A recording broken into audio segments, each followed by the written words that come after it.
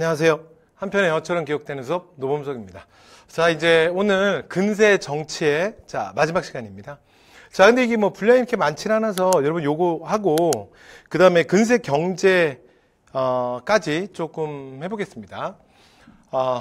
저희가 이제 지난 시간에 그 붕당 선조 때 이제 붕당이 형성되는 그 얘기까지 했고요. 자, 그러면서 광해 그다음에 인조 때 인조 반정 뭐 여기 뭐 살짝 했는데 어차피 그 얘기는 뒤에 다시 나와요. 됐죠? 가볍게 살짝 프리뷰로 말씀드렸고, 자, 이번에는 이제 대외 관계로 들어가도록 하겠습니다. 시작합니다. 조선 전기. 그래서 각 국가별로 갈 건데 일단 가장 기본은 뭐냐면 가장 기본은 명나라와는 사대예요. 됐죠? 그래서 말 그대로 큰 나라를 섬기는 거지. 그쵸? 그래서 조공과 책봉 관계고, 그 다음에 북쪽의 여진, 남쪽의 일본은 우리의 이웃 국가죠. 그래서 뭐라 그러냐면, 자, 요게 린자가 이웃 린자예요. 그래서 이웃들과는 잘 소통하면서 잘 지내는 거야. 됐죠? 그래서 한마디로 표현하면 4대 교린입니다. 자, 그러면 그 각 국가별로 들어가도록 할게요. 자, 이제 대명외교가 제일 중요하니까, 자, 명나라부터 가보겠습니다. 자, 명나라는 일단 첫 번째, 자, 태조 때는 정도전이 요동정벌을 얘기했잖아. 그래서 한동안 초기에는 좀 썰렁했어요. 자, 그러나 누가 집권해? 태종이 집권하는데, 여러분, 태종이 누구를 죽여요? 그렇지, 정도전을 죽인 사람 아니야? 1차 왕자의 난. 그죠? 자, 그래서 태종이 즉위하고 나면 관계가 개선되고, 그 다음에 또 하나, 그 당시에 명나라도, 그러니까 이성계 때가 누구냐면, 명태조 주원장이에요.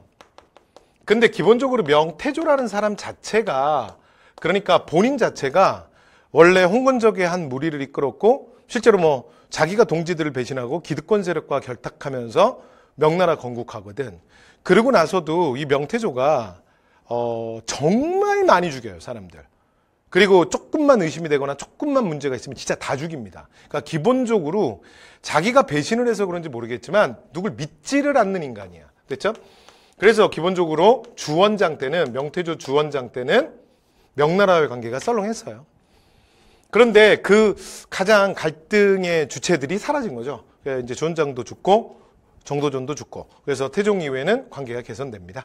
자, 매년 사절단 파견하고 선진문물 수용하고요. 그 다음에 뭐 하정사, 성절사, 뭐 전추사 이렇게 그 중국에 보내는 공식 사절단을 이렇게 불렀습니다. 됐죠? 그래서 어떤 절기에 가느냐에 따라서 이런 것들은 실제로 우리가 역사적으로, 그러니까 정기적으로 사절단을 보내는 건 여러분 그냥 이렇게 기억하시는 게 편해요. 오직 중국밖에 없습니다. 그러니까 중국을 제외한 어떤 나라도, 그게 거란이든 여진이든 일본이든 정기 사절단이라는 건 존재하지 않아. 그러니까 필요에 따라서 보내는 거고 아니면 많은 거야. 이해됐죠? 오직 중국만. 그러니까 이렇게 절기별로 보내는 거야. 그러니까 이런 명칭이 나오면, 그러니까 이름 외우실 필요 없어요. 그러니까 중국이겠구나. 끝. 자, 그 다음. 자, 일본입니다. 자, 일본이랑 여진은 그냥 두 개로 가는 거야. 우리 이웃 국가들이잖아. 우리가 4대하는 나라가 아니죠. 그래서 이 교린 정책의 가장 기본은 두 축으로 가는데, 하나가 뭐냐면, 그러니까 얘네들은 적당한 게 좀 때려야 돼. 그래야 말을 들어. 그래서 일단 어떻게 하는 거야? 패는 거야. 이게 강경책이고요. 그 다음에 계속 이렇게만 갈 수는 없거든요. 그럼 뭐 계속 싸우고 뭐 계속 끝장 보겠다는 거야. 그래서 적당하게, 얘네들이 원하는 게 뻔하거든. 실제로 얘네들이 원하는 게 뭐냐면 무역이에요. 이게 일본이든 여진이든 똑같아요. 그러니까 조선시대까지도 얘네들이 진짜 거지들이거든요. 그러니까 우리한테 와서 사가는 게 뭐 대단한 걸 사가는 게 아니라 주로 사가는 게 식량이에요. 그러니까 얘네들은 생존을 위해서도 우리와의 교류가 필요했던 거야. 되죠? 그러니까 이제 무역하는 거 원하니까 적당하게 회유, 무역해주면 돼. 그러다 문제 일으키지? 그러면 토벌. 강경하게. 이해됐죠? 그래서 강경과 회유로 가는 거야. 자, 근데 이거 앞에 다 했던 내용들입니다. 다시 갑니다. 자, 세종 때 1, 2, 3 기억나요? 자, 이종무로 하여금 대마도 정벌. 됐죠? 그래서 일단 첫 번째. 여러분, 그 학교에서 고등학교 때 후배들 받아본 적 있죠? 그렇죠? 아, 지금 고등학생이야? 그래서 뭐 지금 고등학생일 수도 있고, 뭐 하여튼 고등학교 졸업하신 분들이라면, 그러면 일단 후배 처음에 들어오면 어떻게 하는 거야? 처음에 들어오면 어떻게 해요? 일단 패는 거지. 그렇죠? 그런데 패고 놔두면 안 돼. 그리고 그 다음에 바로 어떻게 해야 돼요? 불러다가 사랑한다고 말해줘야지. 그래서 너를 특별히 때렸다고. 아, 요즘 애들 진짜 바로 경찰에 신고해. 요즘에 학폭 무서워. 요즘 막 기사에 계속 나오고 그러잖아요. 자, 그래서 일단 패고 그 다음에 원하는 걸 해주는 거예요. 원하는 게 뭐냐. 그랬더니 학교에 왔을 때 내가 마음대로 선배들 눈치 안 보고 매점 갈 수 있게 해달래. 아, 가라. 뭐 학교에 뭐 식당이든 매점이든 마음대로 가라. 자, 이게 뭐냐면 삼포의 계양이에요. 얘네 원하는 게 무역이거든요. 그래서 세종 때 1, 2, 3, 쓰삼계. 뭐 꼭 외우실 필요는 없고 그렇다는 얘기야. 근데 삼포 계양을 했는데 얘네들이 정말 먹을 걸 너무 많이 사간다 그랬죠. 무역량을 제한해요. 이게 계약조예요. 그래서 세견선 50척, 세사미두 200석. 그래서 숫자 모르셔도 돼요. 이게 의미하는 바가 뭐냐면 요만큼까지만 사가라야. 이해됐죠? 무역량을 제한하는. 왜냐면 이게 진짜 거지 새끼들 먹는 거 너무 많이 사간다니까. 자, 그래서 이게 계약조고요. 그래서 제한된 범위에서 무역 허용합니다. 그러니까 이렇게 강경과 회유가 왔다 갔다 하는 거지. 그 다음에 이후에 16세기에도 보면 삼포해란 이렇게 했을 때도 진압하고, 을매회란 이렇게 했을 때도 진압하고, 이렇게. 이건 뒤에 또 나와요. 그 다음, 외관을 설치해서 무역. 그러니까 여러분, 얘네들이 원하는 게 무역이라니까, 무역. 무역 해주는 거야. 되죠? 오케이. 자, 그 다음에 여진도 마찬가지예요. 자, 요거 앞에 다 있잖아요. 김종서로 하여금, 육진, 최윤덕으로 하여금, 사군. 됐죠? 이게 북방개척. 자, 그리고 이제 얘네들도 원하는 게 뭐냐면 무역이에요, 무역. 됐죠? 그래서 무역소 설치하고요. 됐죠? 그 뭐 한양에도 자, 뭐 북평관 설치했다. 가볍게 노트랑 찍으시면 될 것 같습니다. 자, 그 다음에 이제 임진왜란. 여러분, 여기가 좀 나와요. 그러니까 요 단어는, 그러니까 지금까지 방금 전에 이제 했던 내용들은 여러분 가볍게 이렇게 그냥 읽어주시면 되고, 그 다음에 옆에 기출문제도 넣어놨지만 외란이거든요. 그런데 앞에서 이제 제가 수업을 하면서 이런 얘기 했잖아요. 한능검은 전쟁 정말 좋아해. 그리고 통일, 전쟁, 뭐 이런 거 되게 좋아해요. 이건 잘 낸단 말이야. 그리고 전쟁은 일단 가장 기본이 뭐냐면 일단 순서입니다. 순서. 됐죠? 그래서 이게 순서만 좀 정리하면 되는데, 일단 배경부터 좀 먼저 가시죠. 배경은 도요토미 히데요시가 일본을 통일하죠. 일본을 통일해. 그러니까 일본은 100년간 전국시대. 그러니까 맨날 싸웠거든요. 맨날. 근데 이 통일을 하고 그 다음에 조선 침공의 야욕을 그러니까 혼자 이렇게 뭐 망상을 가진 게 아니라 이걸 정말 실천을 한 거죠. 근데 오늘날은 이게 좀 사실 이 사건이 황당해요. 왜냐면 그 사실은 이제 요 시대는 실제로 일본 애들이 굉장히 좋아하는 일본의 그 전국시대. 그러니까 일본 애들이 삼국지 컴플렉스가 있거든요. 그런데 이제 정말 일본 애들이 좋아하는 그 굉장히 많은 영웅들이 등장하는. 뭐 여러분 한 번씩 들어보셨죠? 도요토미 히데요시 말고도 실제로 뭐 거의 통일을 한 건 오다 노부가나지. 그래서 오다 노부나가, 그리고 토쿠가와 이에야스, 그 다음에 뭐 다케다 신겐, 그 다음에 우에스기 겐신, 뭐 이런 수많은 막 이런 막 영웅들이 막 등장해서 막 서로 죽고 막 싸우고 막, 그 막 했다가 배신했다가 막 자기들끼리. 그런데 실제로는 도요토미 히데요시가 통일한 게 아니라 실제로는 오다 노부나가가 거의 다 하잖아. 근데 마지막을 마무리하지 못하고 허망하게 자기 부하의 배신에 의해서 허망하게 죽죠. 그러면서 이제 그 처리 과정에서 어부지리로 도요토미 히데요시가 정권을 잡게 되고 통일을 하게 돼. 근데 사실은 이게 완전한 통일도 아니었거든. 그래서 오늘날 그냥 우리나라도 마찬가지고요. 일본도 마찬가지고. 이게 도요토미 히데요시가 진짜 무슨 생각을 했는지가 명확하지가 않아요. 그러니까 진짜 정복을 하려고 했나? 그러니까 또라이인 거지. 왜냐면 일본은 당시에 그런 능력이 안 돼. 그 우리를 그럼 뭐 잠깐 임진왜란이 있다고 해도 여러분 공격을 해서 전쟁을 일으키는 거랑 그 지역을 정복하는 건 다른 문제예요. 어차피 능력 안 되거든. 그런데 오늘날 도요토미 히데요시가 그려놓은 그 어떤 뭐 작전도 이런 걸 보면 이 정도 수준이 아니야. 여러분 진짜 명나라도 칠라 그랬다니까. 화살표가 명나라도 가 있고 어디도 가 있는지 알아요? 동남아도 가 있어. 동남아. 뭐 베트남 뭐 이런 데 있죠. 거기도 침범하려고 그랬어. 그러니까 망상이지. 거기다가 그 가장 대표적인 라이벌, 진짜 죽지 않는 네버다이. 사실은 도쿠가와 이에야스도 완전히 정리된 문제가 아니었거든. 왜냐면 도쿠가와에게 그 소위 말해서 그 영지를 뺏고 동쪽으로 좀 네가 가라. 그리고 이제 타협을 보고 그러니까 적당히 좀 도쿠가와를 좀 잠재워 놓은 거야. 그래서 그 당시에 좀 사람들이 별로 안 살던 에도로 약간 쫓아내요. 그래서 소위 말해서 당시에 이제 중심이 무조건 교토거든요. 교토. 그래서 이제 교토에서 좀 멀리 보내놓는 거지. 해결도 안 된 상태에서 전쟁 일으켜서 무리하게 가는 거야. 그리고 실제로 본인도 가장 대표적인 피해자야. 결국 자기도 죽죠. 자기의 뭐 사랑하는 부인, 그 다음에 그 히데요리라고 그 아들이에요. 아들까지 해서 나중에 토쿠가와에 의해서 이 집안이 멸문지화당해요. 싹 되죠. 그러니까 이 침범이 본인에게도 사실은 엄청난 칼날이 된 거죠. 그게 말도 안 되는 걸 왜 했을까? 뭐 이런 학계에 뭐 그런 얘기들이 좀 있습니다.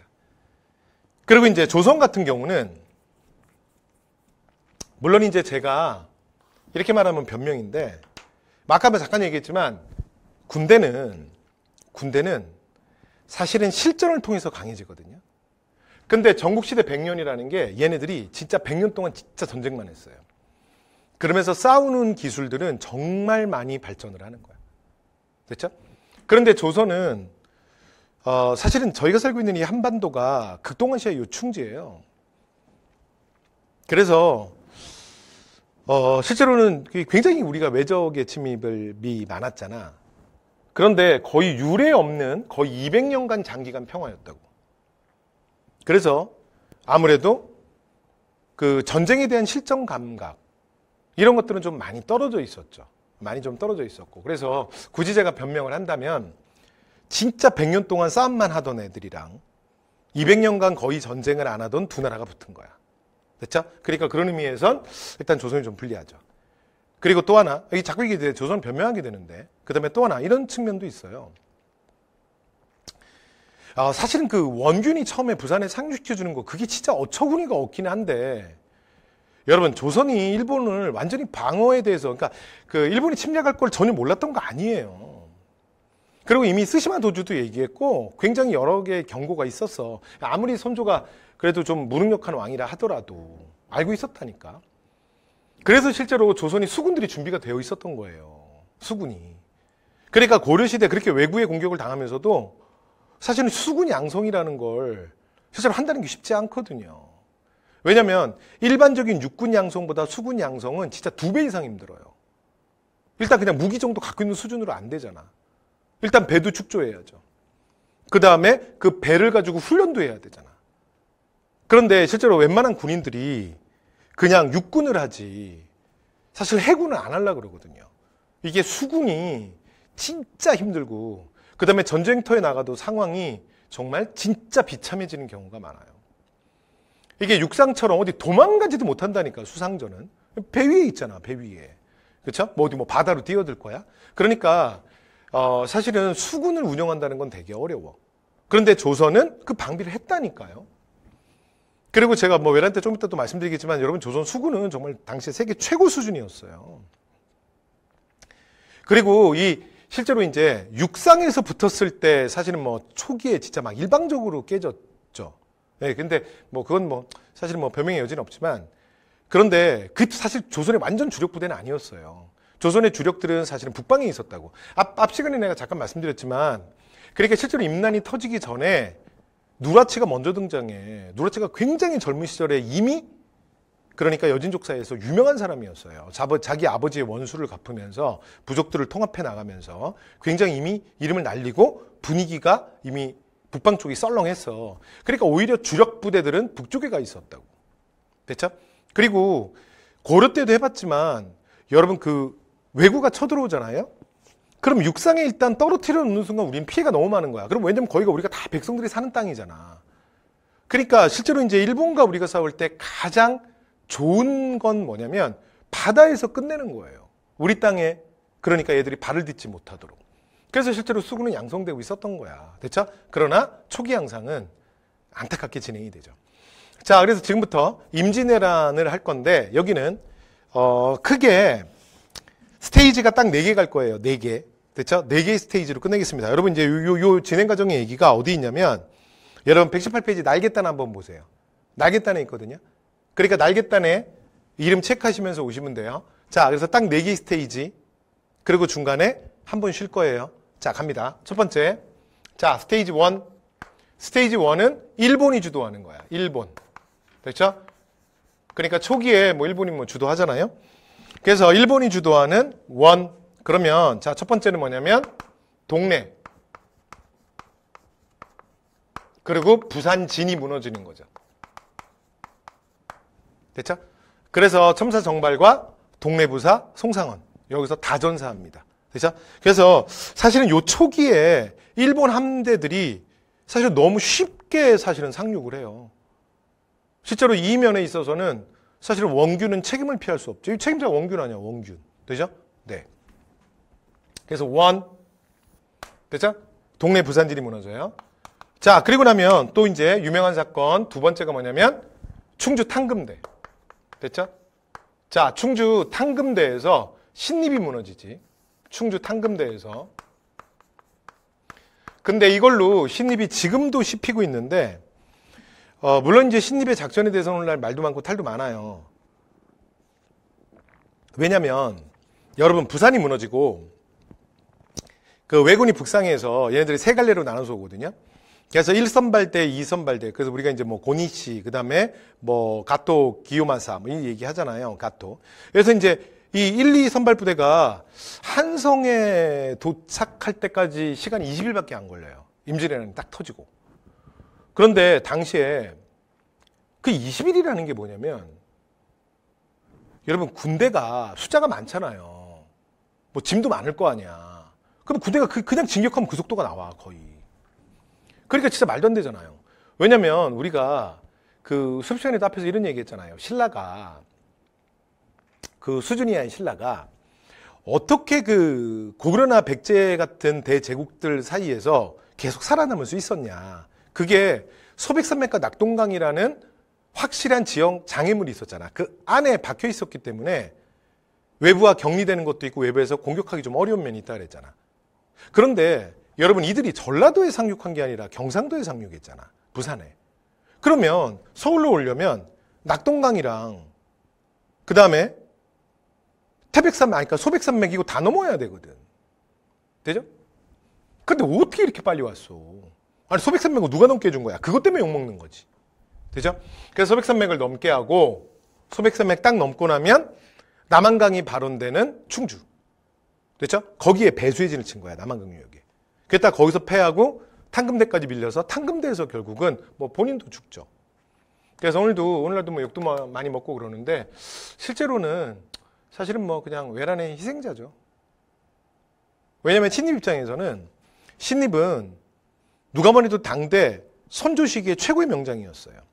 근데 이 사람은 뭘로 유명한 사람이냐면 이 사람은 기마전을 쓰는 사람이야. 왜냐면 여진족이랑 싸웠다니까. 원래 여진족과 그 특히 선조 때 일어났던 니탄게난, 그 니탄게난에는 또 큰 사건도 있었어요. 그러니까 북방이 또 계속 시끄러웠다니까. 됐죠? 그러니까 주력 부대가 북방에 가 있었다고. 그 니탄게난도 진압하는 당대 최고의 명장이었어. 근데 이 사람을 산악전에다 보낸 거야. 소백산맥에서 막으라는 거지.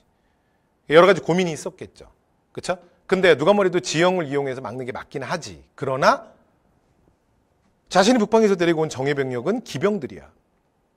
그리고 여기 왔더니 뭐 다 전쟁도 안 해본 애들이 다 한마디씩 다 하는 거야. 뭐 이곳이 뭐 천의 잘못 뭐 혼자서 능히 백인을 막을 수 있고 뭐 어디서 뭐 주워 들은 얘기는 하는 거지. 다 그냥 뭐라 그래요 우리. 밀리터리 오타쿠들이지. 밀떡들. 전쟁 해봤어? 해봤겠어요? 다 책으로만 봤지. 됐죠? 그러니까 신립은 결국 마지막 전쟁을 자기가 가장 잘하는 선택을 했던 것 같아요. 소백산맥을 넘게. 그래서 일본이 처음에 소백산맥 넘을 때도 되게 황당해했다니까. 왜냐하면 아니 이런 자연 지형에 천혜 지형에 이 매복이 없을 수가 없다는 거야. 근데 초급병을 몇 번을 보내는데 가서 없대는 거야 아무도. 그래서 가토가 신기한데. 그러면서 이제 가토 뭐 고린치부 뭐 이런 애들 넘어오는 거죠. 그런데 소백산맥을 넘고 딱 일본의 조총부대가 만났을 때 그냥 게임도 안 돼요. 됐죠? 그래서 일방적으로 끝나죠. 그리고 초기에 여러분 실제로 조총이 그렇게 뭐 당시에 엄청난 무기가 아닌 게 선진 무기이긴 했지만 이게 한 발을 장착해서 쏘고 다시 장전을 해서 여러분 오늘날 총을 사용하면 안 돼요. 그러니까 그 시간이 굉장히 많이 걸린다고. 그리고 우리는 워낙 활을 잘 쏘는 민족이잖아. 당시에 조선의 각궁들은 기본적으로 조선 사람들이 워낙 활을 잘 쏘기 때문에 조선의 곽궁이 그 물소뼈로 만드는 거 아세요? 그래서 왜 이렇게 많지 않았냐면 여러분 우리나라에 물소가 안 난다니까. 물소가 없어 우리나라에. 그래서 그거 되게 비싼 거야. 그리고 힘줄은 그 물소의 힘줄로 만들어요. 그 활 시위는. 됐죠? 그런데 이제 워낙 그 조선의 곽궁이 성능도 좋고 조선 사람들이 활을 잘 쏘기 때문에 사정거리가 한 300m에서 400m 날아갔어요. 뭐 거의 세계적 수준이에요. 그리고 유효사거리가 한 100m 정도 되면 진짜 다 맞춥니다. 조선의 궁수들이. 워낙 실력들이 좋기 때문에. 되죠? 그래서 실제로 조선이 당황만 안 했으면, 당황하지만 않았으면, 그리고 부산진이 너무 빨리 무너진 거예요. 아까도 말했지만 또 자꾸 문 얘기하게 되네. 바다를 이렇게 쉽게 건너게 해주지 않았으면, 좀 방비하고 좀 대비한 상태에서 만났다면, 수군이 시간이라도 끌어줬다면 이렇게 허망하진 않았을 거예요. 그래서 조총이 진짜 조선에게 공포였던 건 그 진짜로 조총으로 사람이 많이 죽은 게 아니라 그 조총이 내는 소리였어. 그리고 두 번째, 전쟁에 많이 나가본 사람들은 실제로 활은 보이거든요. 물론 보인다고 피하는 게 쉬운 건 아니겠죠. 그러나 조총의 탄환은 진짜 안 보이는 거야. 그리고 그 소리가 주는 공포. 사실은 거기에 멘탈이 나간 거죠.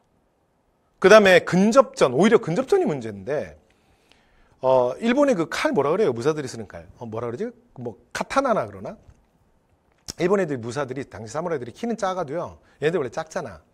칼은 진짜 긴 걸 썼어요. 그러니까 조선에서 처음에 이제 좀 당황했던 게 뭐냐면, 조선 그냥 보병들이 쓰는 일반 창보다 일본 애들 사무라이들 쓰니 칼이 더 긴 거야. 그러니까 이렇게 같이 탁 맞대면 우리만 찔리는 거지. 그 일본은 안 찔리는 거야. 그 칼이 기니까. 그리고 워낙 붙어서 싸우는 걸 잘해요, 일본 애들이. 왜냐면 단연간 지금 연습을 하다 왔잖아. 그래서 육군에서는 정말 박살이 난 거예요. 됐죠? 자, 이게 충주 탕대 전투. 이 소식을 듣고 나면 그 다음에 우리의 선조가 바로 파천을 합니다. 됐죠? 평양에서 평양으로. 그리고 사실 그 다음에 안 갔어도 되는데 또 굳이 의주까지. 되죠? 이렇게 되는 거예요. 요게 스테이지 1이야. 일본이 주도하는. 여기까지 됐죠? 자, 이제 두 번째 스테이지로 갈게요. 스테이지 2. 여러분 여기는 순서가 중요해요. 자, 이제 이순신 1, 2, 3. 자, 여기서 이제 정말 드라마처럼 전라좌수사 이순신이 등장하죠. 이순신이 이제 전라좌수사로 간 다음에 전쟁을 이제 차근차근 준비했고, 그리고 이제 이런 것들에 대한, 원래 전쟁의 가장 기본이 첩보전이잖아. 첩보를 통해서도 이순신 좀 알고 있었어요. 그래서 첫 번째 이순신의 승리가 옥포의 전이에요. 옥포. 됐죠? 이게 최초의 전투야. 그 다음에 두 번째, 거북선. 우리가 구선이라 그러잖아. 구선 최초는 사천 전투예요. 근데 사천 전투는 그렇게 시험에 많이 나오는 건 아닌데, 근데 그래도 그냥 말씀드리는 김에 그냥 보고 가시죠. 이순신 신화의 시작. 자, 첫 번째 옥포. 자, 그래서 이순신 1. 자, 그 다음에 거북선 최초, 구선. 됐죠? 그래서 여러분 그 영화 명량 보셨죠? 한산 보셨죠? 여러분 실제로 구선은 그렇게 많지 않아요. 왜냐면 이게 돌격선의 역할을 하기 때문에 조선 수군의 가장 기본 전력은 누가 뭐래도 판옥선이에요. 됐죠? 네, 그래서 판옥선. 그리고 실제로 판옥선은 배가 좀 크고 넓죠. 높고. 됐죠? 네. 그리고 이제 대포, 우리가 이제 워낙 대포가 뛰어나니까 대포 사정거리가 더 멀고. 자, 그래서 옥사천 첫 번째 옥포해전은 최초의 승리. 그 다음에 거북선 최초는 사천전투. 그 다음 견례량으로 일본 수군을 이제 유인한 다음에 하객진법으로, 그래서 적선 100척 이상은 진짜 작살냈던 세계 해전사에 빛나는 세계 3대 해전사 중에 하나인 한산도. 그래서 한산 3 됐죠?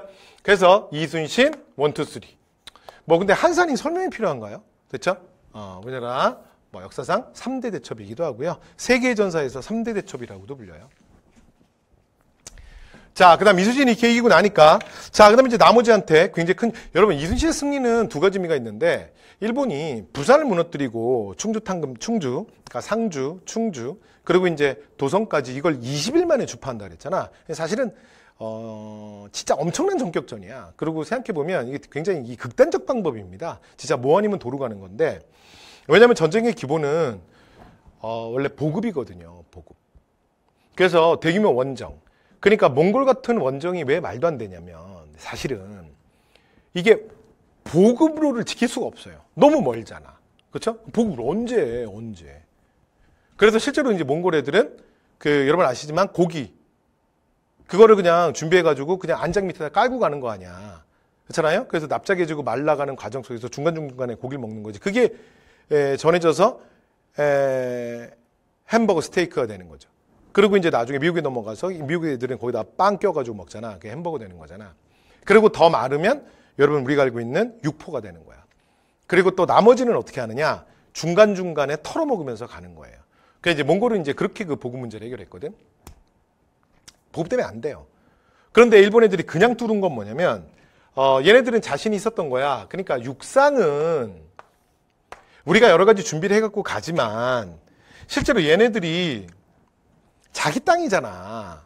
그러니까 항토지리에 강한데 근데 이제 어쨌건 우리가 이렇게 뚫으면서 쭉 가는데 육상에선 변수가 있을 수 있지만 바다는 똑같잖아. 그렇잖아요? 그러니까 일본 애들의 계산법, 도요토미 히데요시의 계산은 수구는 밀릴 거라고 생각을 안 한 거야. 그리고 얘네들한테는 이순신이 없었던 거죠. 그래서 그냥 뚫고 그러면 어떻게 할 거냐? 나머지는 바다를 통해서 그러니까 보급품은 돌리겠다는 거야. 됐죠? 그래서 바다로 이렇게 주면 되잖아요. 이걸 뭐라 그러냐면 수륙 병진 작전이라고 해요. 병, 나란할 병. 그러니까 바다와 육지에서 나란히 진격하는 거죠. 이순신이 가장 위대한 건 자, 이 수륙 병진을 좌절시킨 거야. 그 다음에 두 번째, 자, 가장 곡창지대인 어디를 지켰다? 호남을 지킨 거예요. 이게 이순신, 그러니까 외란에서 이순신 전쟁의 가장 큰 역사적 의미입니다. 됐죠? 그리고 우리가 일반적으로 이렇게 두 가지를 얘기하는데 사실은 보이지 않는 거 하나 더는 뭐냐면 우리도 이길 수 있다는 걸 보여준 거야. 그러니까 초기 전쟁 임진왜란이 왜 이렇게 원사이드하게 진행되냐면 아까 제가 조총 얘기 잠깐 했지만 실제로 조총은 아무리 얘네들이 정시대 연습을 해서 뭐 하나를 쏘고 그다음에 그 뭐 조별로 나누어서 이렇게 뭐 간격 그 시간을 줄이기 위해서 자 그래서 조를 나눠서 쏴고 그다음 조가 쏘고 뭐 이렇게 한다고 해봤자 한계가 뻔해요. 그리고 조선의 궁수들이 워낙 그 사실은 활실력이 좋기 때문에 실제로 조총을 제압할 수 있어요. 그리고 워낙 사실은 얘네들이 그 당시에 조총은 1분에 한 발 내지는 아무리 빨라야 2발 이상 쏠 수 없거든요. 그런데 조선의 궁수들은 1분이면 최소한 10발 이상을 쏴요. 그리고 사거리도 절대 짧지 않습니다. 조선의 그 각궁이. 그런데 사실은 그게 아니라 조총이 주는 공포죠. 그리고 일본이 연전연승을 했던 우리는 저들을 이길 수 없고 저들은 악마야. 저들은 전쟁 귀신들이야. 그래서 우리는 이길 수 없다. 이 사실은 조선군 전체에 퍼져 있는 이 두려움이 사실은 가장 큰 적이었어요. 근데 이순신이 보여준 거야. 얘네들이 얼마나 귀염둥이인지. 그래서 이순신의 23전, 물론 이제 23전이냐 뭐 26전이냐 뭐까지 뭐 설들이 있는데 보통 우리가 일반적으로 23전 많이 얘기하니까 23전 23승에 신화가 이렇게 시작돼요. 됐죠? 그리고 나면 또 하나, 우리도 이길 수 있다. 그래서 이제 세 번째 스테이지는 자, 이제 이순신 외에 나머지 병력들 됐죠? 그래서 우리도 1, 2, 3 됐죠? 나머지 이순신 때문에 그러니까 서남에 그러니까 운송이 막혔잖아. 두 번째 가장 곡창지대인 호남을 못 들어가지. 그러니까 이번에 어떻게 하냐면 그러면 우리가 경상도를 어차피 지금 경상도는 우리가 거의 차지하고 있는 거나 다름없으니까 자 육상으로 가자. 됐죠? 그리고 여기서 이 육지로 전라도로 넘어오는 걸 막은 게 진주대첩이에요. 됐죠? 그래서 김시민의 진주대첩. 됐죠? 1. 되죠? 자, 그래서 우리도 1, 2, 3 김시민의 진주대첩. 자, 그리고 2. 그 다음에 이제 명나라 영원군이 도착해요. 자, 그리고 나면 자, 조명연합군이 그러니까 명나라는 당시에 이호송. 그 다음에 조선은 이제 전체 지휘관이 당시의 재상이었던 유성룡이죠. 그리고 여기에 서산대사, 사명대사, 그러니까 의병, 승병들도 다 합류해요. 그리고 여러분들 그 승려들이 엄청 잘 싸우는 거 아세요? 그래서 이 평양성 탈환에 승려들이 큰 공을 세워요. 그리고 오히려 여러분 초기에 일본 애들이랑 이제 이렇게 그냥 그 가까이서 근접전으로 붙었을 때 조선의 승려들이 잘 싸운 거 아세요? 일본 애들이 그 칼이 긴 것 때문에 칼이 워낙 길어가지고 이 조선이 잘 적응을 못했다 그랬잖아요. 그런데 승려들은 뭘 쓰냐면 여러분 곤이라고 영화 같은 데서 많이 보셨죠? 나무 지팽이 같은 거 있잖아. 곤. 그 보통 곤이라고 불러요. 그리고 또 승려들에 따라서 힘이 좋은 그런 승려들은 철곤을 쓰기도 해요. 그래서 이제 긴 봉을 쓰거든요. 그런데 그 봉이 그렇게 일본의 사무라이 카타나가 엄청 세다 다 잘려 나간다. 아니야. 곤 아무리 쳐도 곤 안 잘려요. 그래서 승려들이 이제 실제로 근접전에서 붙잖아. 그러면 이제 사무라이들을 박살을 내는 거야. 그리고 원래 군대는 전쟁을 하면서 성장하거든요. 그래서 초기에는 우리가 일본 애들의 긴 칼이나 일본 애들의 전술에 대해서 우리가 좀 당황을 했지만 이 전쟁을 하면서 우리가 점점 익숙해져요. 그러면서 이제 의병들도 보면 이제 의병들이 이제 더 본격적으로 일어나는데 일본이랑 그냥 다이다이로 붙어서도 많이 이겨요. 그런데 이제 이 의병과 관군이 합류한 부대들은 뭐가 문제냐면 대규모랑 대규모로 붙으면 좀 안 돼. 왜냐면 의병들은 여러분 전문 군인들은 아니잖아. 그러니까 소규모로 그냥 1대1로 나중에 이제 맞다이로 붙으면 할 만한데 그게 좀 대규모 병력이 되면 좀 안 되긴 해요. 어쨌든 간에. 그래서 여러분 영규대사라고 들어보셨죠? 그러니까 휴정, 유정. 그러니까 서산대사 밑에 삼영대사랑 영규대사가 같이 있잖아. 근데 영규대사가 정말 잘 싸우는 걸로 유명한 사람이에요. 그래서 외란 터지고 최초의 육상전의 승리도 영규대사가 한 거죠. 워낙 또 이 곤을 잘 썼다 그래. 무예도 잘하고. 나중에 금산전투에서 죽어요. 자, 이렇게 해서 조명 연합군에 의해서 평양성을 탈환해. 그리고 이 전쟁은 이 사건은 임진왜란의 향방을 가른 굉장히 중요한 사건이야. 그러고 나면 이제 일본이 바로 이제 평양을 뺏겼으니까 바로 이제 한성의 위협을 받죠. 바로 이제 한강역을 뺏길 수 있잖아. 그래서 여기를 단단하게 지키기 위해서 요 바로 위에, 그러니까 서울 바로 위에 오늘날의 고양시 행주산성에 당시에 권율의 부대가 좀 고립돼 있었거든. 그래서 그 행주산성을 정복해서 여기를 좀 단단하게 하자. 그래서 행주산성을 밀고 들어갔다가 행주산성에서 권율한테 한 대 더 두들겨 맞아요. 이게 권율의 유명한 행주대첩입니다. 됐죠? 그래서 우리가 보통 임진왜란 3대 대첩이라고 부르죠. 그래서 우리도 1, 2, 3. 자, 이러고 나면 이제 완전히 다른 국면으로 가요. 그럼 이제 한성도 얘네들이 지키기 어렵다. 그래서 소백산맥 뒤쪽으로 빠집니다. 경상도 쪽으로. 됐죠? 자, 그리고 그 다음에 요 중간에 뭐가 들어오냐면 휴전협상이 진행돼요. 휴전협상. 됐죠? 자, 그래서 요 중간에 뭐가 들어온다? 휴전. 그래서 여러분 우리가 요 앞에 1, 2, 3 여기가 뭐냐면 임진난이잖아요. 임진난. 그래서 실제로 임진난이 3년이고요. 그 다음에 휴전협상이 결렬돼요. 그래서 마지막이 뭐냐면 정유재란이야. 정유재란. 그래서 마지막이 이제 정유재란인데, 근데 이 정유재란이 2년이에요. 2년. 됐죠? 그리고 휴전협상이 3년이야. 그래서 실제로는 어떻게 되냐면 2년, 2년, 3년. 그래서 외란이 7년짜리 전쟁이에요. 7년 내내 전쟁을 했던 건 아니에요. 그리고 여러분 전쟁 그렇게 내내 못해요. 됐죠? 휴전협상이 중간에 3년인데 이때 조선이 어떻게 하냐면 두 가지는 기억하셔야 돼요. 중앙에 훈련도감. 그거 여러분 써있죠. 교재에도. 그 다음에 이제 이게 직업군인. 그래서 일본 부대를 막기 위해서 어떻게 하냐면 포수, 살수, 사수. 그러니까 원래 우리가 했던 그러니까 그냥 보병. 그리고 원래 우리가 활 잘 쏘잖아요. 그렇죠? 그래서 활 쏘는.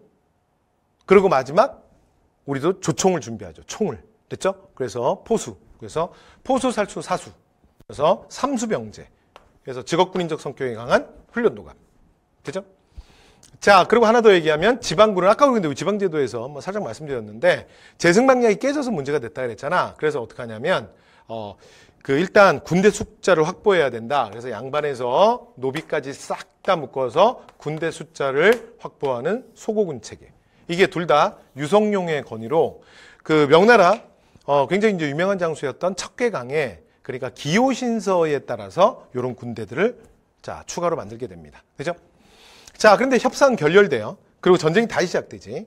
자, 그래서 이제 정유재란 1, 2, 3. 자, 첫 번째. 자, 육상에서는 직산 전투. 직산에서 승리하고요. 자, 그 다음에 두 번째. 해상에서는 여러분 이게 가장 유명한 사건이죠. 그러니까 정말 우리가 뭐라 그래요? 이순신 드라마의 진짜 하이라이트죠. 클라이막스. 됐죠? 자, 그래서 명량. 그래서 12척의 배로 적선 330척에 맞섰던 그냥 세계 해전사의 길이 남을 만한 정말 드라마틱한 전쟁이지. 그죠? 그래서 자, 명량. 그다음 마지막. 근데 여기서 하나. 제가 12척 대 330척이었다. 뭐 이런 말씀 드렸는데 아니, 조선이 수군이 제일 셌잖아. 그 조선 수군 배 다 어디 간 거예요? 어디 갔냐면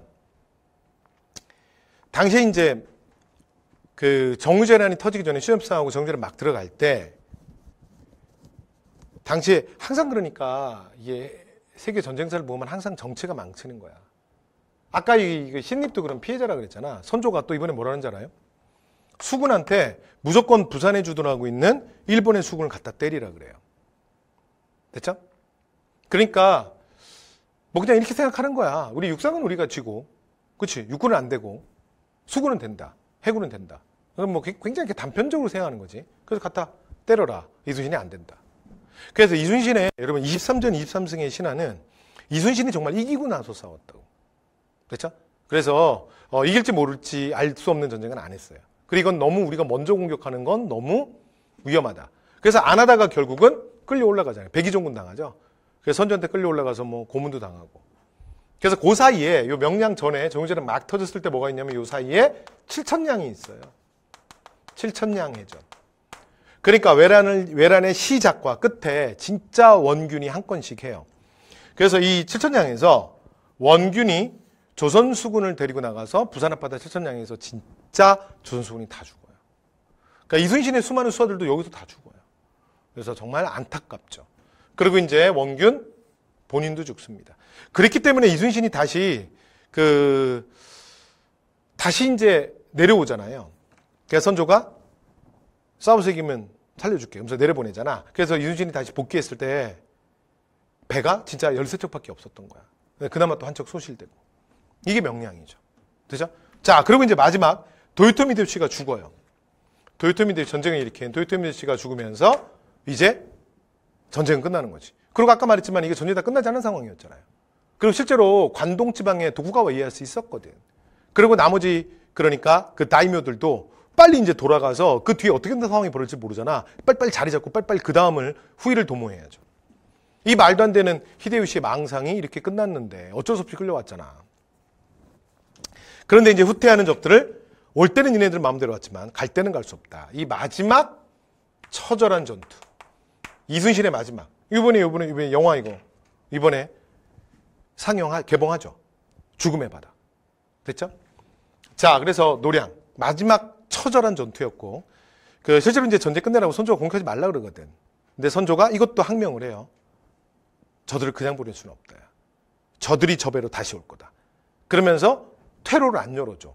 그러면서 이제 뚫고 도망가려는 적들과 그냥 갈 수 없다는 조선 수군의 마지막 처절한 혈전이 이루어지는데 이게 마지막 전투 노량이에요.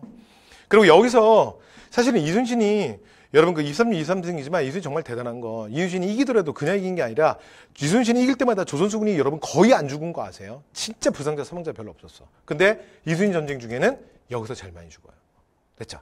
왜냐하면 이게 이순신도 알아요. 마지막 전쟁이고 물러설 수 없는 곳이라는. 그래서 마지막 노량. 자, 이렇게 해서 말씀 다 드렸습니다. 여러분 이 순서 제가 쭉 스토리로 말씀드렸는데 자, 외란은 뭐가 나온다? 여기서는 외란이 포인트예요. 순서. 이것만 기억하시면 되고 자, 본문 내용은 이거 말씀 다 드렸으니까 뭐 어차피 똑같은 내용입니다. 여러분들 보시면 되고요. 자, 마지막 결과만 얘기하면 우리가 결국 물리치긴 했지만 너무나 큰 피해가 있죠. 국토는 황폐화되고 인구는 감소. 전쟁 무려 7년이나. 그렇죠? 그래서 경복궁을 비롯한 수많은 문화재들이 소실되고 그다음에 또 하나 고추나 담배 그리고 그다음에 요거 이제 다 라틴 아메리카 작물이거든요. 여러분 여기다 추가로 더 써볼게요. 그다음에 또 하나 굉장히 중요한 구황 작물. 그래서 감자와 고구마도 이때 전래가 됩니다. 얘들은 특별히 뭐라 그러냐면 구황작물. 그래서 배고픔을 구해주는 작물. 그래서 이게 엄청난 위력을 가진 작물이야. 이게 어느 곳에 전래가 되잖아요. 감자나 고구마는 그 동네 인구 숫자를 바꿔버려. 진짜 여러분 아무것도 안 먹어도 이제 고구마만 계속 먹잖아. 절대 안 죽어. 고구마 자체가 영양 덩어리야. 이해됐죠? 자, 그 다음에 이제 고추와 담배 이런 것들이 이때 전래가 되고요. 그 다음에 아까 말씀드렸죠? 이제 비참한 최후를 맞는다 그랬잖아. 이 토요토미 히데요시 가문은 다 부인도 죽고 아들도 죽고 다 죽어요. 그러면서 이제 그 기다림의 미학 도쿠가와 이에야스가 정권을 잡게 됩니다. 됐죠? 그리고 그가 원래 자신의 근거지였던 에도, 오늘날의 도쿄죠. 그 도쿄의 마지막 막부를 열어요. 그래서 이걸 에도 막부 또는 도쿠가와 막부라고 합니다. 자, 그리고 이제 이 임진왜란은 일본 입장에서는 도자기 전쟁이라고 돼요. 그래서 우리의 도공들을 엄청 잡아갔죠. 그래서 자, 도자기 같은 문화가 발달하고 그 다음에 명나라는 더 이 전쟁에 무리하게 참여하면서 더 약화되고 더 본인이 종이호랑이라는 게 드러나게 되고요. 그 다음에 이제 누르하치는 사실은 더 큰 기회를 이 격동기 속에서 더 큰 기회를 얻게 되죠. 이러면서 자 1616년 후금이 건국되면서 자 이제 동북아시아는 새로운 국면으로 넘어가게 됩니다. 자 이렇게 해서 임진왜란과 관련된 얘기까지 대외관계 말씀 다 드렸습니다. 자 문제 하나 볼까요? 문제. 자 다음 학생들이 나열한 건데 여러분 보세요. 이거 봐봐. 어떻게 나왔어? 이렇게 나온다니까 순서. 여기는 가장 기본이에요. 자 보세요. 옥포의 전. 그러면 이순신 1, 2, 3. 욕사천, 한산도. 그게 첫 번째잖아. 이순신 1, 그죠? 그 다음에 두 번째, 견야량에 머물던 왜군들을 한산도 앞바다로 윤회. 하객진법 이게 뭐예요? 1, 2, 3 할 때 이게 1이고 이게 3잖아. 이순신에. 그러니까 가에서 나루 가야죠. 됐죠? 그 다음에 10여 척의 배로 명량에서 이건 마지막. 그러니까 임진왜란 초기에 1, 2, 3가 아니라 마지막 정류재란 때 마지막이 뭐예요? 명량과 노량이잖아. 그쵸? 근데 이건 이제 명량이네, 명량. 됐죠? 그러면 어떻게 돼요, 순서가? 다루 가야 되네. 그쵸? 할 수 있겠어요? 그러니까 순서는 가나다. 정답 몇 번? 1번. 이렇게 하는 거지. 됐죠? 자, 이렇게 해서 대외관계, 임진왜란까지 말씀 다 드렸습니다. 자, 말씀 다 드렸고요. 자, 그 다음. 여러분, 어차피 이제 다음 시간에 우리가 경제 파트 갈 건데, 여기 수치제도 조금만 볼게요. 조금만. 앞에서도 좀 얘기했던 거라, 여러분 120페이지 조선전기 경제 저희가 다는 못할 것 같고 조금만 하고 오늘 수업 마무리하겠습니다. 자, 갑니다. 자, 수지체제 정비, 전세제도. 자, 그래서 전세는 원래 토지세, 원래는 얼마였어요? 10분의 1. 그쵸? 원래 10분의 1이잖아요. 자, 그런데 그래서 대략 30두 정도를 걷어요. 자, 그런데 세종 때부터 공법. 요거 세종 때 했는데. 기억나시죠? 네. 그래서 비옥도에 따라서 6등급, 그 다음에 풍흉의 정도에 따라서 9등급으로 나누어서 이제 좀 더 합리적으로 수치를 합니다. 자, 그런데 그 액수가 어떻게 되냐면, 그러니까 9등급이니까 상상년, 상중년, 상하년, 그 다음에 중상년, 중년, 그 다음에 하상년, 이렇게 되는 거예요. 그래서 최고 하하까지 9등급. 그런데 상상년, 제일 많이 낼 때가 20두. 그 다음에 가장 조금 낼 때, 가장 조금 낼 때가 4두예요. 20두에서 4두. 근데 원래 10분의 1이 30두 정도 내는 거라 그랬잖아. 보통 계산을 300두 정도 생산된다 해서 걷는 거거든요. 그러니까 실제로는 가장 농사가 잘 돼도 20두. 그 다음에 그냥 보통 때랑 똑같다. 중중년. 그러면 한 12두 되거든요. 그러니까 거의 3분의 1 가까이 줄여준 거죠. 그래서 이건 앞에서 다 얘기했죠. 세액은 낮추고 세종의 방법은 뭐라고요? 그러나 정말 세금 열심히 걷었다 그랬지. 탈세하다 걸리기만 해. 자, 그래서 세종 때 공법 이렇게 확인하시면 될 것 같고요. 자, 그 다음에 공납. 여러분 공납은 근대 태동기 경제, 그러니까 우리가 대동법 가서 또 얘기할 건데 이게 가장 말도 많고 탈도 많아요. 집집마다 토산물을 이게 현물의 형태로 걷거든요. 그런데 이 현물을 걷는다는 게 굉장히 어려워요. 제가 말씀드리겠지만 수학의 시기도 다 달라요. 기준도 모호하고. 그러니까 예를 들어 볼게요. 만약에 저 동네가 대구야. 그러면 대구는 특산물이 사과야. 사과 올라와. 만약에 저 동네는 전주야. 그럼 전주는 특산물이 뭐죠? 여러분 설마 지금 한국사 하고 있는데 거기다 대고 비빔밥이라고 하진 않겠죠? 그럼 뭐 비벼서 올려, 밥 따로 야채 따로 올려. 됐죠? 자, 그래서 그만할게요. 전주는 부채야. 부채. 그래서 예를 들어 이렇게 올라오잖아? 그럼 질문 한번 해볼까요? 근데 예를 들어 요 동네는 고양시야. 근데 고양시는 특산물이 뭐야? 고양시. 없어. 그래서 고양시는 안 내. 이거 어떻게 생각해요? 여러분 실제로 특산물이 여러분한테 설명하기 제일 쉬워서 보통 교과서에서 특산물, 토산물 이런 표현을 많이 쓰는데 실제로는 그냥 현물세예요. 특정한 물건. 그리고 고양시는 그래서 안내. 말이 안 되잖아. 그러면 대구 사람이랑 전주 사람은 무슨 죄 졌어? 그럼 고양시는 어떻게 해요? 어떻게 하냐면 정부가 필요한 물품 중에 지정하지 않은 물품이 있잖아요. 그리고 지정되지 않은 지역이 있죠. 그러면 정부가 임의로 지정하는 거야. 그래서 실제로는 이 공납이 정말 문제가 많은 게 이게 불상가세 문제가 정말 많았어요. 그러니까 생산되지 아니하는데 세금으로 부과해 버리는 거야. 놈이들 미치는 거야. 그러니까 예를 들어 고양시는 가구당 명태 20마리 이렇게 그냥 중앙정부가 때리는 거야. 왜냐하면 명태 납부 지역이 없어. 그럼 때리는 거야. 근데 여러분 명태 어디서 나죠? 명태? 설마 바다라고 그러진 않겠죠. 그럼 뭐 산이겠어요? 고양시 잘 모르시는 분들도 있지만 고양시는 지도상에서 보면 완전 서쪽, 서해바다 쪽이에요. 김포 건너편, 김포 위쪽이잖아요. 근데 명태는 동해바다에서 나요. 그러면 고양시 사람들 입장에선 태백산맥을 넘어서 강릉 쪽으로 가야 돼. 됐죠? 그럼 어떻게 내죠? 거기까지 가는 거야. 미치는 거죠. 됐죠? 없잖아, 이 동네. 그런데 민원을 넣잖아요? 안 됩니다. 왜냐하면 그런 불상가세 지역이 한두 개가 아니야. 그 다음 운반 보관도 진짜 어렵고 수확식이 다 달라. 봐요. 지금 예를 들어 봄이야. 예를 들어 4월이야. 5월이야. 그런데 대구에다가 이렇게 하는 거지. 야, 니네 가구당 자 사과 50개씩 올려라. 어떻게 생각하세요? 5월에 사과가 있어? 저 아침에도 사과 먹었는데요. 그럼 퇴장이야. 됐죠? 사과 어딨어? 그래서 어떻게 하는 거예요? 올해 낼 수가 없는 거죠. 아니 사과는 가을에 추수하잖아. 가을에 따잖아. 가을에 걷어야죠. 그러니까 어떤 물품이냐에 따라서 이게 수확식이 다 달라요. 운반 보기 진짜 어렵거든. 하나만 더. 전라도 정읍은 예를 들어 특산물이 오골개야. 예를 들어 닭이야, 닭. 그러면 여러분 이런 생물들은 중앙에 진상되기 전까지는 무조건 살아있어야 되거든요. 그러니까 예를 들어 뭐 가구당 예를 들어 닭 2마리다. 그러면 정읍에서 오골개를 뭐 2마리씩 내잖아요. 그럼 그 2마리 닭이 중앙에 올라올 때까지 살아있어야 돼요. 그러니까 닭을 데려갈 때 잘 데려가야 돼. 막 마음대로 막 이렇게 목어지다 막 이렇게 실목까지 막 땡기면 닭이 스트레스 받아요. 똑똑똑 하다 탁 죽잖아? 그럼 무조건 처음부터 다시야. 왜냐면 이 시기에 냉동, 뭐 냉장 그딴 게 어딨어. 진공팩 그딴 게 어딨어. 그냥 죽는 순간 부패가 시작되잖아. 그쵸? 그러니까 이게 엄청 복잡해. 그래서 여기에 뭐가 많다? 그리고 여기 기준도 명확하지 않잖아. 봐요. 대구가 한 가구당 사과 50개거든? 그러면 여러분, 고양시는 한 가구당 명태 몇 마리 내야 돼? 전주는 그러면 한 가구당, 그러니까 부채가 몇 개겠어요? 여러분, 아까 말씀드린 정읍은 그럼 닭이 몇 마리야? 그러니까 예를 들어, 이게 기준도 모호하잖아요? 그쵸? 운반 보관도 어렵고, 수확식도 다 다르고, 그래서 여기 뭐가 많다? 엄청난 비리가 있는 거예요. 됐죠? 그래서, 자, 요 얘기는 대동법 가서 할게요. 그러니까 대동법이 제일 중요한 게 이게 농민들을 가장 미치게 했다고요.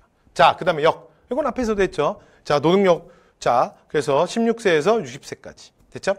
그래서 군역과 요역으로 나누어진다. 됐죠?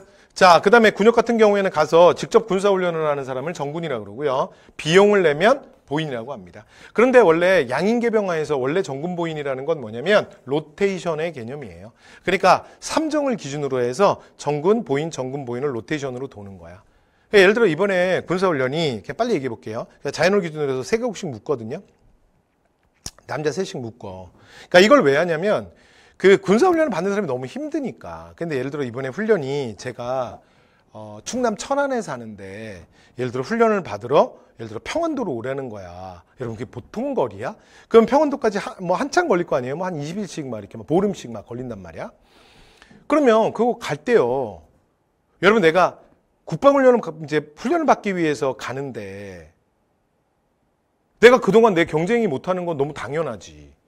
근데 그 정도의 문제가 아니라 그때 가는데 여러분 숙박도 해야 되잖아. 중간에 밥도 먹어야 되잖아. 그러면 식비, 그 다음에 예를 들어 뭐 숙박비 이거 어떡할 거야. 정부가 다 줘야지. 근데 조선이 그렇게 안 해요. 됐죠? 재정도 없고.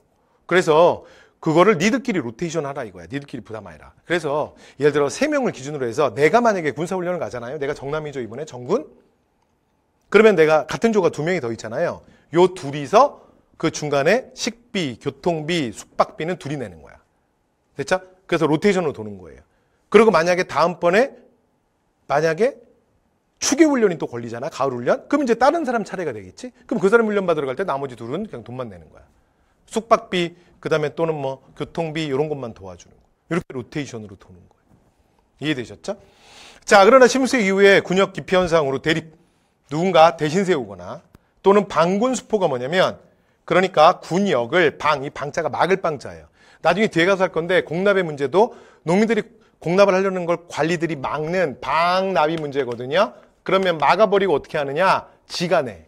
그리고 농민한테 가서 10배, 50배, 100배씩 뜯어가. 이게 16세기 백성들을 가장 괴롭혔던 방납의 배단이에요. 왜냐하면 이렇게 워낙 공납이 복잡하다 보니까 관리들의 비리가 개입할 여지가 많은 거예요. 되죠? 자, 그래서 보세요. 그러니까 군포를 받는 걸로 군역을 막아주는 거야. 됐죠? 이거는 누군가를 돈 주고 사서 대신 군사훈련을 내보내는 거야. 그래서 결론 다 불법이야. 그래서 16세 이후에는 이 군역의 불법, 탈법 이런 것들이 되게 심해져요. 그래서 결론, 여러분 거기다 하나만 쓰고 갈게요. 자, 그래서 결론이 뭐냐면 여러분 여기 공간이 없으니까 저는 위에다 쓸게요. 여러분이 옆에다 쓰세요. 그래서 이런 불법이 이제 성행하면서 정부가 생각해낸 방법이 뭐냐면 중종이 16세기 중종이 그래서 군적 수포제라는 걸 합니다. 그래서 군적 수포제라고 하는 건 요거는 이제 누가 하는 거냐면 방금 말씀드린 중종. 됐죠? 그러면 내용은 뭐냐? 야, 너네 군사훈련 오지 마. 이거 비리들이잖아. 그래서 오지 말고 너네들 군포 내는 거 좋지. 군포를 내라. 그래서 양인장정들은 1년에 군사훈련 오지 말고 원래는 몸으로 때우는 거잖아요. 국방의 의무는. 그죠? 근데 오지 말고 연에 장정들 한 명당 2필씩 군포로 내라요. 요렇게 바뀝니다. 조선전기. 그래서 요 말 한마디만 써주세요. 되죠? 그래서 나중에 이게 조선 후기에 가서 그대로 할 거야. 근데 이 2필의 군포가 굉장히 농민들한테는 부담이 돼요. 그리고 몸으로 때울 때는 불가능한데 돈 낼 때는 비리가 많아져. 요게 나중에 그대로 균역법으로 이어질 거예요. 그래서 2필이잖아요. 그리고 이게 돈을 내는 거잖아. 근데 관리들의 비리가 개입돼서 2필이 아니라 4필, 6필. 됐죠? 그리고 더 나가서 예를 들어 60세 이상이면 나이가 많아지면 할아버지 되면 안 내는 거잖아. 근데도 계속 걷어. 더 끝내주는 건 죽어도 걷어. 그래서 이걸 뭐라 그러냐면 백골징포라 그래요. 죽은 백골한테 포를 징수한다. 그리고 꼬맹이들이 남자애가 농민가에서 태어나잖아요. 그리고 호적에 오르죠? 그러면 그냥 바로. 그러니까 태어난 걸 알면 바로 군포. 16세 이상이잖아요. 아니야. 그래도 꼬맹이들. 그러니까 이걸 뭐라 하냐면 꼬맹이들을 황구라 그래요. 그게 원래는 새. 그러니까 자기가 벌거지 못 잡고 부모가 벌레 물러다 주면 먹는 꼬마 새, 애기 새들을 베이비 새들을 황구라 그러거든요. 그래서 황구를 정은 여러분 16세, 60세잖아. 근데 여기에다가 추가시켜 버린 거야. 여기에다가 포함시켜. 그래서 이걸 뭐라 그러냐면 황구첨정이라 그래요. 이런 비리들이 정말 많아. 그래서 이걸 못 내서 만약에 도망가잖아? 그러면 이웃에다 갖다 때려. 그래서 린징, 이웃에게 대신 징수한다. 근데 만약에 오가작통, 그래서 사람들이 막 손잡고 다 같이 도망가잖아? 그러면 그 중에 누군가만 걸리기만 하면 돼. 먼 친척을 찾아가. 그래서 먼 친척한테 그 빠진 금액을 모두 다 갖다 때려. 그럼 이걸 뭐라 그런다? 족징. 그래서 농민들 아무리 도망가도 걷는 사람은 그러니까 관청 입장에서는 세금 빵꾸 안 나. 왜? 옆집, 그 다음에 친척. 그래서 결국은 다 걷어가. 이해됐죠? 자, 이런 엄청난 군역의 비리들이 일어나게 돼요. 조선 후기에. 됐죠? 이게 이제 몸으로 때우는 방식에서 물납이 되면서 비리들이 많아집니다. 그래서 이게 군역의 문제예요. 자, 이렇게 해서 말씀 다 드렸고요. 자, 그 다음에 이제 근세. 그래서 이제 요거는 여러분, 요긴 시험이 잘 안 나와요. 지금 한 내용. 근데 요거 왜 했는지 알아요? 요 얘기가 실제 여기는 시험에 조선 후기가 나오거든요. 그래서 출제 1위는 무조건 대동법이에요. 그래서 대동법을 왜 하는지, 그리고 나중에 영조가 균역법을 왜 하는지 그 배경만 설명한 거야. 됐죠? 자, 그럼 다음 시간에 우리가 어디 갈 거냐면 근세에서는 여기 이제 경제 파트 시험에 잘 안 나오거든요. 근데 그나마 좀 나오는 게 과전법이에요. 그래서 과전법 얘기 잠깐 하고 경제생활 얘기하고 조선 전기 사회사 자 정리하도록 하겠습니다. 자 그래서 이번 시간에는 자 그래서 저희 이제 대외 관계랑 조선의 조선 전기 수치 제도만 좀 정리했습니다. 여러분 수고 많이 하셨습니다.